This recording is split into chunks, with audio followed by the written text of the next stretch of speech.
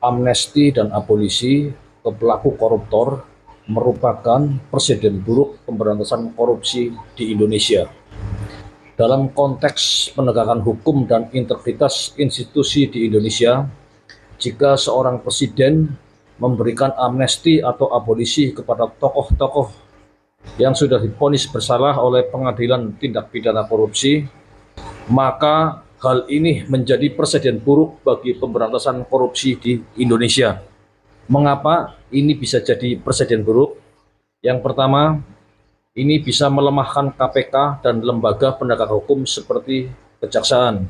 Pemberian amnesti dan abolisi bisa dianggap sebagai intervensi kekuasaan eksekutif terhadap lembaga yudikatif dan penegakan hukum, terutama jika kasusnya tindak pidana korupsi. Yang kedua, mengirim pesan salah ke publik dan pelaku korupsi. Tindakan ini dapat dimaknai bahwa orang-orang tertentu bisa kebal hukum jika memiliki koneksi politik yang kuat, menurunkan efek jera bagi pelaku koruptor. Yang ketiga, merusak kepercayaan publik terhadap pemerintah. Rakyat bisa menilai bahwa hukum tidak ditegakkan secara adil. Ini bisa menurunkan legitimasi moral dan politik pemerintah. Yang keempat, potensi penyalahgunaan kekuasaan presiden.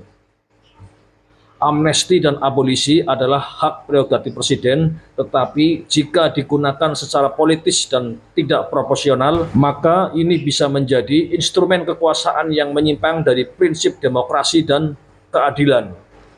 Jika dikatakan Menteri Hukum, pertimbangan pemberian abolisi dan amnesti adalah demi rekonsiliasi dan persatuan.